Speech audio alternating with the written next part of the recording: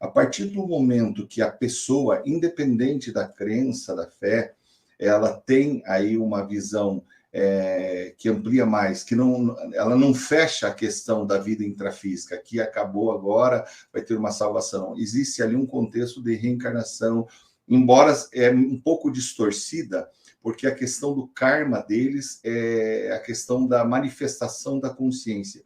Para eles, a consciência involui. Ela pode, por exemplo, como ele relata, inclusive no filme, né? Se a pessoa ela foi muito má, fez muitas coisas negativas, né? Ela volta para uma casta menor. Então, existe ali uma questão distorcida, muito preconceituosa referente a isso. Mas se torna positivo porque ele já tem essa manifestação da reencarnação.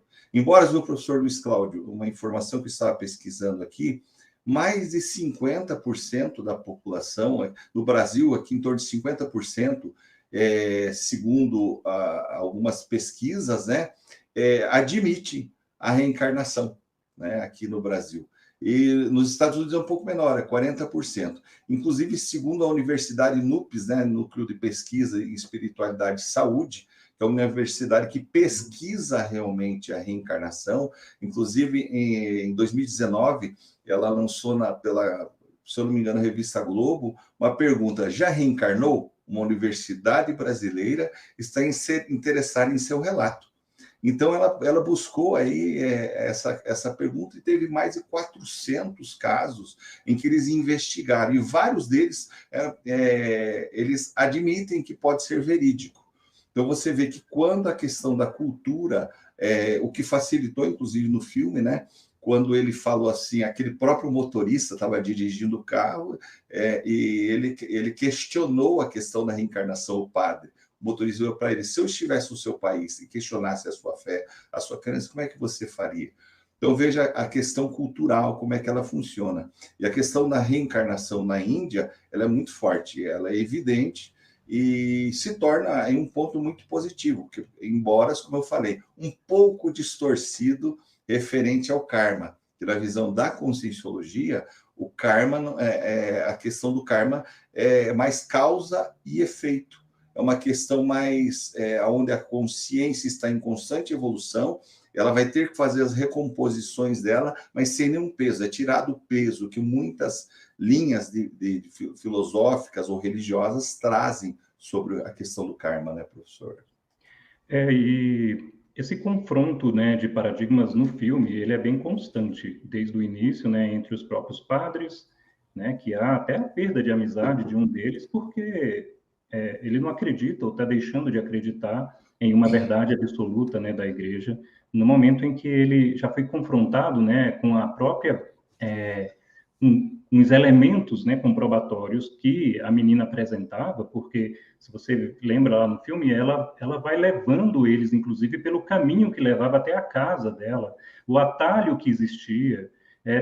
Lá na loja de roupas da cidadezinha em que ela ia, né, que era do marido dela, da vida anterior, em que ela afirmava que o cofre não estava em cima de um armário, né? Aliás, estava em cima do armário, mas hoje ele está agora deslocado para um outro local lá da parede, e isso foi tudo depois comprovado, sem ela estar no ambiente, inclusive, como, sabe, até para poder ter mais capacidade, né, de checar aquela informação. E ali ele é confrontado ao ponto dele realmente rever o próprio paradigma e não entender até o que está acontecendo. Mas isso no filme vai gerando uma série desses desconfortos entre eles. Interessante que esse motorista que você cita, ele tem um papel muito importante na única aparição dele ali. Como é que você avalia? É claro que ali foi colocado para poder reverter, né, um pouco o filme ali, né, a história, porque depois ele desiste de retornar com ela para a família dos pescadores e vai realmente investigar o fato. Como é que você olha, com a visão da conscienciologia, a atuação daquele rapaz ali, aquele motorista? Interessante, né? Trazendo, é lógico que existe um contexto ali, como você trouxe, que o padre ele tem mais abertismo, né? Ele não fechou, ele era questionador, né? O histórico dele já era questionador, onde o próprio padre, você já esteve lá durante 3 anos, você revolucionou tal coisa, você fez isso, ou seja, já existia nele essa predisposição, né, do questionamento. E nós aí trazemos justamente essa autonomia consciencial, que a consciência questione, que ela busque, como você trouxe atrás de mim aqui, não experimente nada, não acredite em nada, experimente, tenha as suas experiências, procure vivenciar o fato, né? E essa questão do padre ser pesquisador, questionador, querer ir atrás, fez muita diferença. Mas aquele momento ali em que ele estava naquela dúvida, sempre temos aquelas consciências que nós chamamos de consciências amparadoras, né? Ali ele foi um amparador. Tem um amparador intrafísico e tem um amparador extrafísico. Então, quando nós começamos a compreender o processo do amparo, que não é nenhum anjo da guarda, não é nenhuma babá nossa, não. Ele é uma consciência como nós, só que sem o corpo físico, né, no extrafísico, ou aqui mesmo com o corpo físico. Muitas pessoas são nossas amparadoras. Elas dão feedbacks, frases, né? Elas não impõem nada, tal, elas trazem reflexões. Ele trouxe uma reflexão, né? Naquele momento ali para o padre, que mudou a visão do padre. Então, vamos fazer diferente aqui. Espera aí, eu tenho que, então, questionar. E provavelmente, né, professor, é possível também que aquele próprio motorista teve uma conexão com um amparo extrafísico ali. Lá. Então, tudo isso. Existe ali uma teia, né, de conexões que nós estudamos bastante, né, que essas consciências estão todas interligadas. Nada é por acaso. Nem aquele motorista estar naquele momento levando o padre e a menina, nada é por acaso. Então, a questão dos amparadores, eles vão proporcionando ali para que as pessoas vão recebendo informações diferenciadas, vão ajudando, trazendo reflexões. Isso que é importante. Ele não simplesmente ele não acreditou em reencarnação. É isso que é legal no filme. Ali foi sendo construído mediante as experiências que ele foi tendo, as autocomprovações. Isso é importante, que se destaca bastante ali no filme. Eu penso que isso acontece bastante até pelo que nós chamamos de recuperação de cons, né? Unidade de lucidez, né? E o cons que nós nos referimos na conscienciologia é uma medida, né? Uma unidade de recuperação de níveis de lucidez, em que nós vamos, então, abrindo um pouco mais, quebrando, na verdade, essa rigidez cognitiva, ou essa rigidez de pensamentos e sentimentos que é movido pela emoção, em defesa, né, de uma verdade. Ali ele é quebrado realmente na sua posição de levar ela imediatamente para os pais.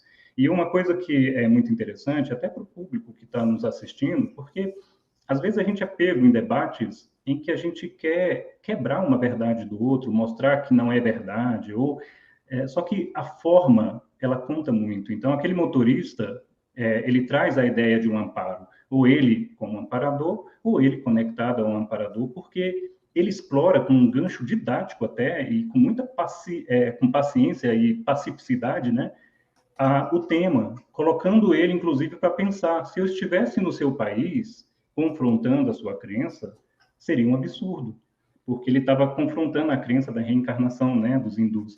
Então, aí ele começou então, abrir um pouco mais a sua postura de pesquisador e pensou, vamos lá para mostrar que você, né, está errada, tipo, vamos lá para mostrar para você que você, né, estava apenas sonhando, imaginando, algo assim.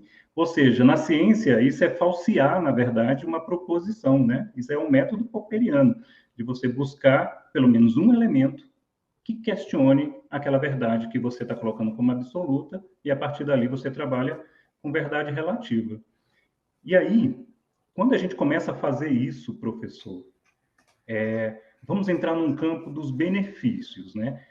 Para que a gente acessa vidas passadas? Por que eu vou atrás disso, né? E se eu me deparo com essas informações, a menina se deparou.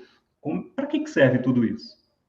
Muito boa pergunta. Inclusive, só voltando um pouquinho ali, professor Luiz Cláudio, o que me chama a atenção também, referente ao padre, que eu estava sendo sectário, o direito exclusivo da verdade é nosso, se você não nega a minha fé, você nega a mim, todo aquele debate, ele teve a conexão, pode voltar também no motorista ali, que ele fala assim, eu acho que as palavras do motorista mexeram tanto com ele, que ele fala assim, admitir a existência de outra crença não invalida a nossa, né? Então, você veja bem, então, ali a questão do respeito que ele teve pelas outras crenças, porque ele tava ali trazendo evidências, ele estava vendo as evidências do que estava ocorrendo. E quando nós começamos realmente por esse processo da autopesquisa, querer saber, por exemplo, por que a maioria das pessoas não lembra vidas passadas? É uma pergunta recorrente aqui dentro da Conscienciologia dos nossos alunos, né? Por que nós não lembramos? Porque muitas vezes nós estamos preparados, né? A questão da rememoração. Você veja bem que aquela própria... Contextualizando um pouquinho a tua pergunta que você trouxe, a menina ali, ela acabou ali trazendo a questão do antepassado de si mesmo, que nós falamos, né? A questão do antepassado de si mesmo. Então, ela começa a querer voltar na vida passada, foi muito positivo, principalmente pela experiência que ela teve e também pelas reflexões que ela trouxe para aquela consciência que era o padre, né? No caminho dela, foi autocomprovando várias coisas ali. Só que quando ela chegou lá, ela queria viver a vida passada. Ela fez uma cobrança, né? Isso me chamou bastante atenção, de uma promessa, né? Até tem outro filme que se chama Minha Vida em Outra Vida, aonde também eu recomendo muito esse filme. Ele traz a questão da menina, do filho, que fica com a responsabilidade que a mãe deixou para ele. Então, colocou uma carga em cima do menino. Aqui, da mesma forma, ela estava colocando uma carga em cima do parceiro, né? Tanto a pessoa que faz isso é o quê? Né? Ele acabou ficando reprimido naquele contexto. Mas a questão de não ter passado esse mês é quando justamente essa consciência, ela quer ter a automimese, revivenciar as vidas passadas. Não é esse o processo. Pode ver que quando ela compreendeu, olhou para o filho, que ele estava com saudade do filho e tal, todo aquele processo, ela olhou para ele, pegou a mala e foi embora. Eu estou em outra vida. E dentro da Conscienciologia, essa questão aí de você vivenciar o aqui e agora é de extrema importância. Nós olhamos as vidas passadas de que forma?